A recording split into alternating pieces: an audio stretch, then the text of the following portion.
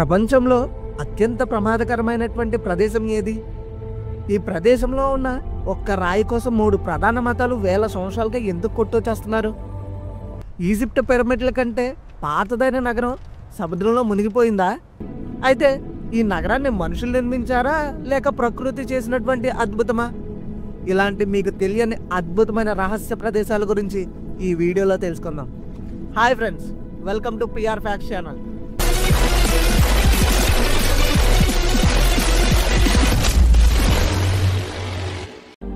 మీరు చూస్తున్న ఈ బంగారు గోపురం కింద ఒక మామూలు రాయి ఉంది. కానీ ఆ రాయి మామూలుది కాదు.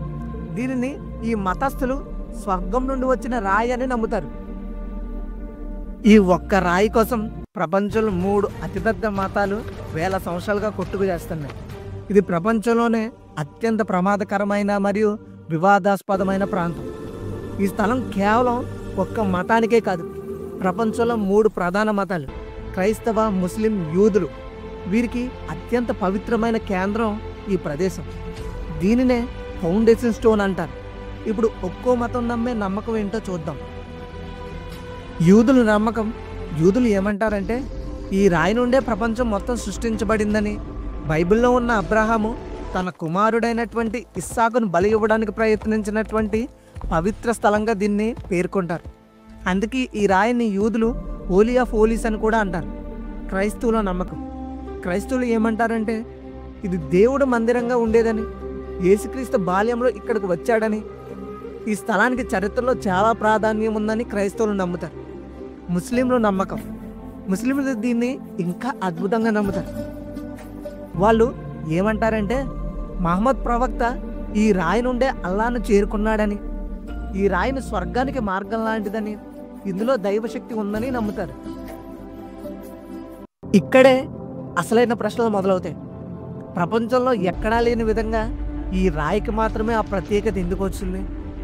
వేల సంవత్సరాల క్రితం భూమిపైన ఉండగా ఈ రాయికి మాత్రమే దైవశక్తి అనేది ఎలా ఆపాదించింది? కొందరు చరిత్రకారులు ఏం చెప్తుంటారంటే నిజానికి ఈ రాయి కింద ఒక పెద్ద గుహ ఉందని, ఆ గుహలో ఏదో రహస్యం దాగి ఉందని, ఆ రహస్యాన్ని చూడకుండా ఉండడం కోసం మాత్రమే మతపరమైన భక్తిని సృష్టించి గోపురం కట్టారని అని చెప్తుంటారు. దీనికే మరొక థియరీ కూడా ఉంది. ఆ ప్రాంతంలో ఏలియన్స్ వచ్చారు కాబట్టే దైవత్వం ఉందని నమ్మే వాళ్ళు కూడా ఉన్నారు. ఇది కేవలం మనుషుల నమ్మకమా లేక స్వర్గం నుండి వచ్చినటువంటి శక్తి ఈ రాయిలో ఉందా? ఈ ప్రాంతం ఇప్పటికీ వివాదాస్పద ప్రాంతంగానే ఉంది. ఒక్క చిన్న సంఘటన జరిగినా సరే ప్రపంచం యుద్ధాల అంచుకు వెళ్ళిపోతుంది. ఒకవేళ ఈ రాయి స్వర్గానికి దారి అయితే ఆ గుహలో దాగి ఉన్న రహస్యం ఏమై ఉంటుందంటారు? దీని గురించి మీరేమనుకుంటున్నారు? ఆ రాతిలో దైవశక్తి ఉందా లేక మనుషుల నమ్మకం మాత్రమేనా? మీ అభిప్రాయాన్ని కామెంట్లో తెలియజేయండి. లావోస్లోని షియాంగ్ కోయాంగ్ ప్రావిన్స్లో కొండలపై పెద్ద పెద్ద రాతి పాత్రలనే పడి ఉన్నాయి.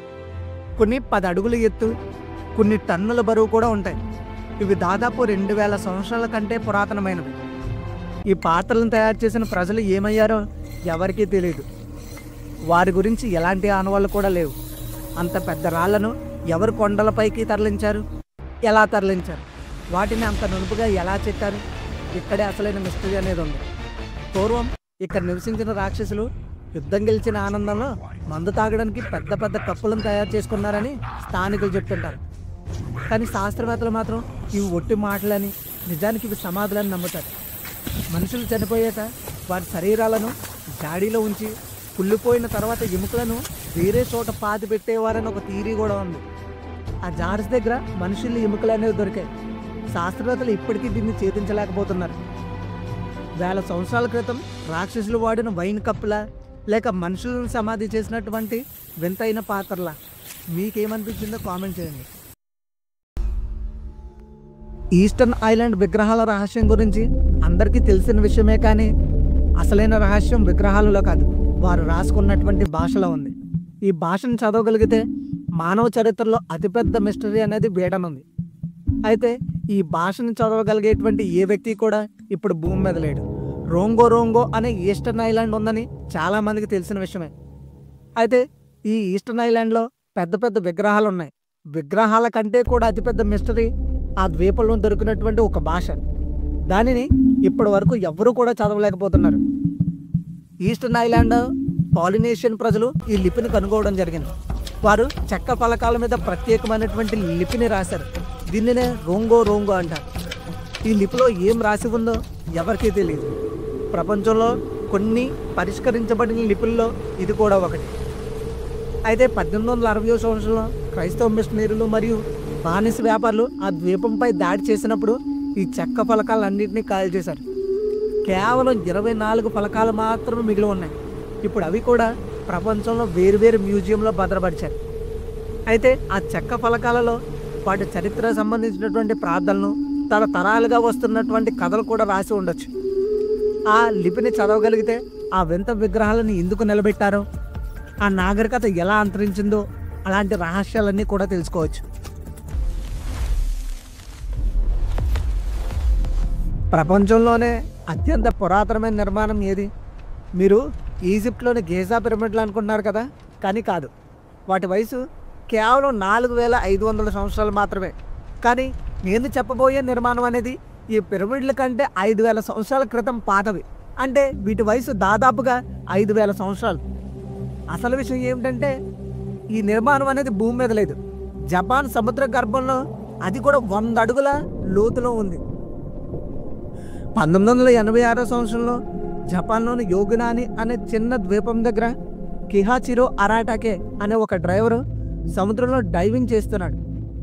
అప్పుడే తన జీవితంలో ఎప్పుడూ చూడని ఒక వింతను చూశాడు. దేవరా సినిమాలో రింగ్ కోసం వెళ్ళినటువంటి అజయ్ ఏ విధంగా ఆశ్చర్యకరంగా భయంగా చూస్తాడో అలా చూశాడు. అతని కళ్ళ ముందే ఎవరో కావాలని చెక్కినట్లుగా భారీ మెట్లు, 90 డిగ్రీల కోణంలో కత్తిరించినటువంటి గోడలు, ఒక పెద్ద పిరమిడ్ లాంటి నిర్మాణం కనిపించాయి. వెంటనే ఈ విషయం బయటకు తెలిసింది.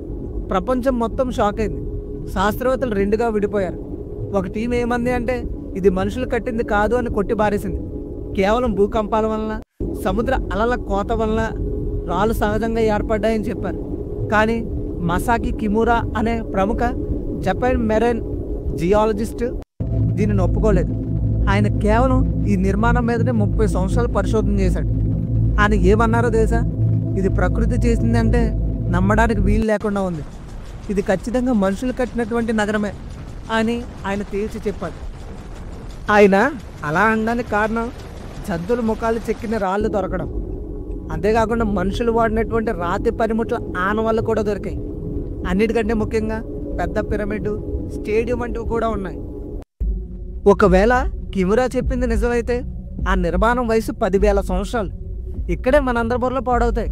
ఎందుకంటే మన చరిత్ర పుస్తకాల ప్రకారం 10,000 సంవత్సరాల క్రితం మానవుడు అనేవాడు రాతి యుగంలో ఉన్నాడు. గృహంలో నివసిస్తూ జంతువులను వేటాడుతూ బతికాడు.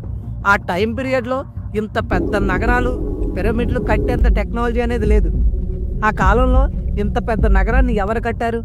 మనం చదువుకున్న చరిత్రే తప్ప మనకంటే ముందే మన ఊహకు అన్నటువంటి ఒక అడ్వాన్స్ నాగరికత భూమి మీద ఉందా? ఒకవేళ అది నిజంగా 10,000 సంవత్సరాల నాటి నగరం అయితే ఆ నగరాన్ని కట్టిన మనుషులు ఎవరు? వాళ్ళ కథ ఏంటి? దీని గురించి మీరేమనుకుంటున్నారు? ఇది ప్రకృతి చేసినటువంటి అద్భుతమా, లేక మనుషులు మర్చిపోయిన చరిత్ర? మీ అభిప్రాయాన్ని కామెంట్లో తెలియజేయండి.